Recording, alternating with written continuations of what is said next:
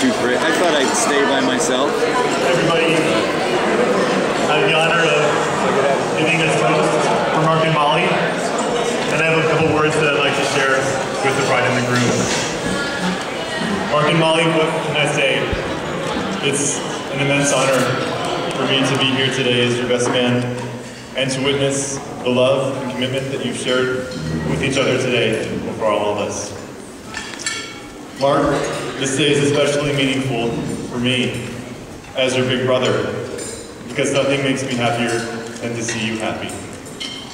And to know that you found such a wonderful spouse and companion to share your life with. I remember so well when Mom and Dad first told me that you were coming and that I was going to have a little brother. I was so excited.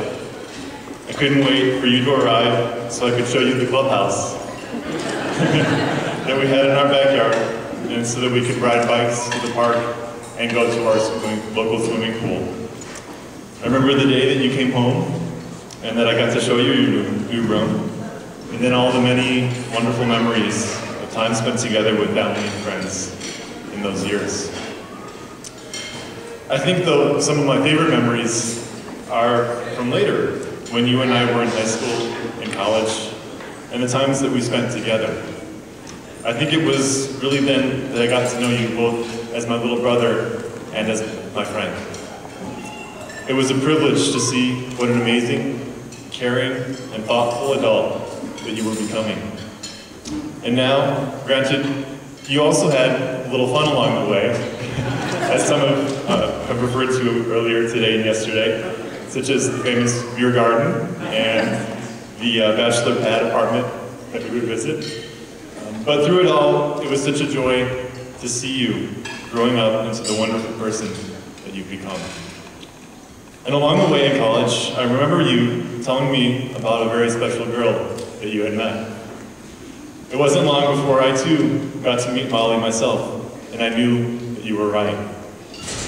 Molly, I remember one of our first conversations was about the time that you spent in the Philippines doing service work there, and about how much that had meant to you.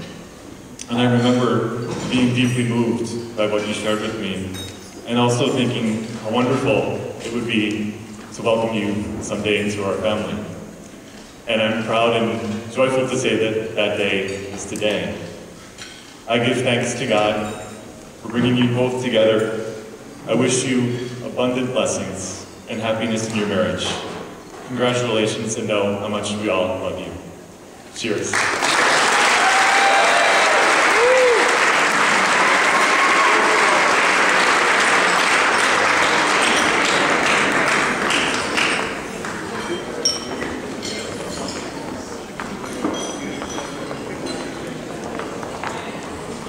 And our next toast, Annie.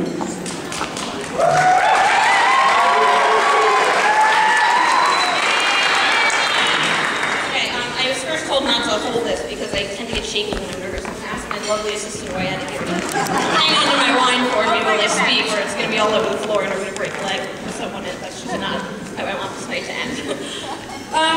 So you're going to have to bear with me a little bit, because like I said, I am nervous, and second of all, there's actually a bet going around as to how many words of this speech I'm going to get through before I start crying. So we'll see. So when I was in kindergarten, I remember the first day, and I remember standing there at the bus stop, and I was terrified. There you go. I was so scared to get on the bus. Anyone who knows me that I don't like separation, and I was none too happy about leaving my mom in my house. And so I got on that bus, and I broke down into tears, and I was a complete disaster. And that followed the next day, and the next day, and every day for the rest of that year.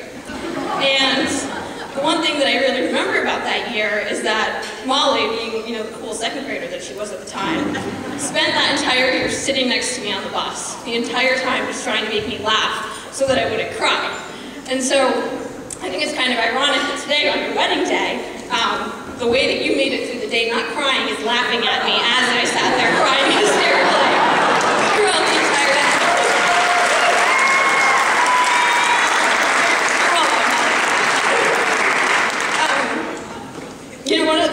loves about being your sister, Molly, is I not only get to see how amazing you are as a child, but I get to watch, that little girl that I love so much grow up into an adult and see how all of those things that I love about her manifest in her as an adult. And I remember this genius older sister of mine who was the first person to teach Daniel how to write his name. Also on the bus, in the fog of the window, she would teach him how to trace the letters of his name on the bus. Become this woman who has this insane career where you get to travel all over the world and we don't even know what it is that you do. And seem to not understand that promotions aren't something that are just supposed to happen every couple of months. Your rise through your career is just outstanding and amazing to me. And I've seen that protective sister that I knew on that bus grow into this woman who, every single time that there is something that Megan and Dan and I either don't want my mom and dad to know, or figure out that we're eventually going to have to tell them, but we need somebody to figure out how we're going to tell them that Molly is not only the first one that we call, but if you are lucky enough to live close enough to her like I do, by the time you get to her house, she has a drink made for you. So that's also a great benefit to having you as a sister.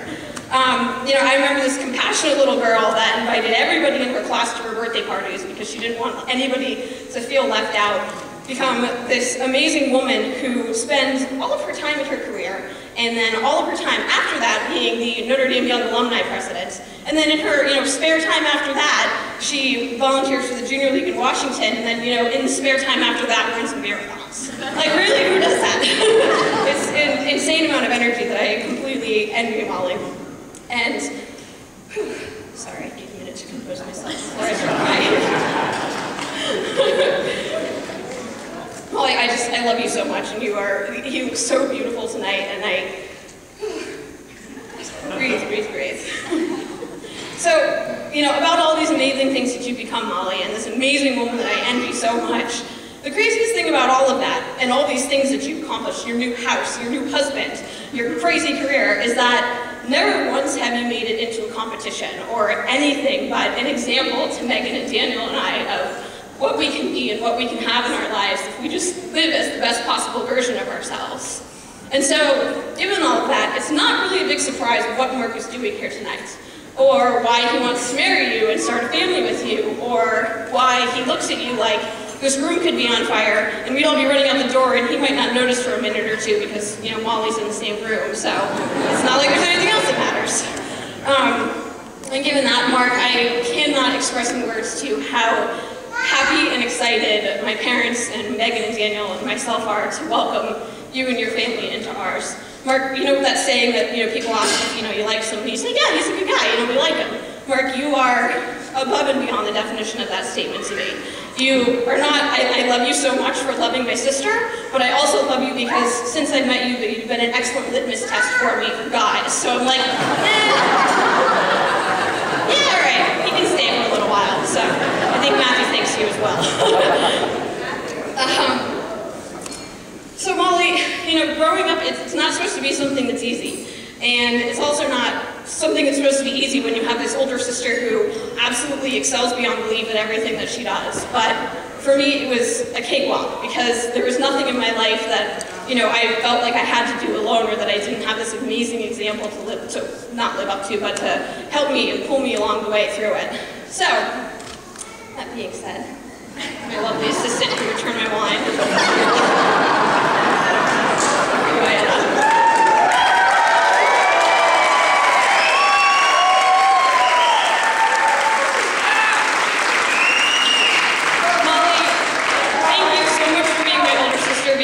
Life would inevitably never have been as fabulous or as wonderful as it is without you. And if everyone could please raise your glasses and help me in toasting to Molly and Mark, to your marriage today, to your marriage every day for the years and your life to come, and to my absolute new favorite love story, to Molly and Mark.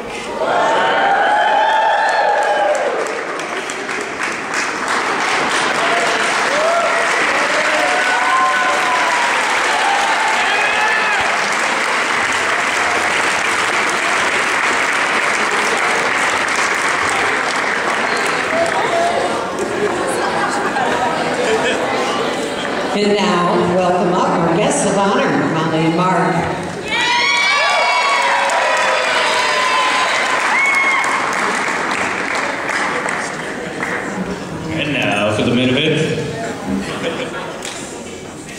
around this room, it's a photo album, it's a trip down memory lane, but it's more than that. I can see Molly smile every time I look at her dad. I can feel her fiery love, every time I'm in the same room as her mom. And I see all the experiences and the memories that have made her into the woman that I've fallen in love with. And it worked 7 long years to get to here.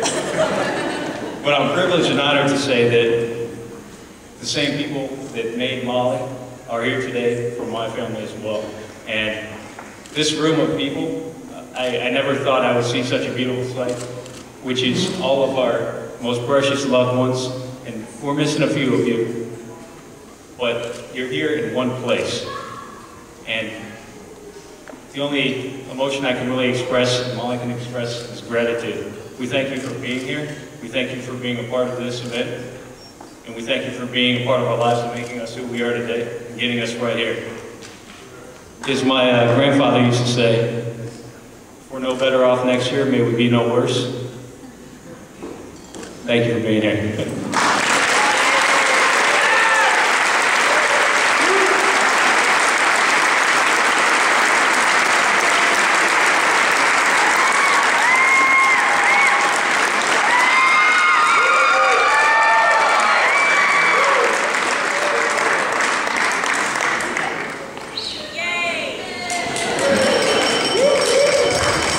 Now Molly and Mark are going to cut their cake.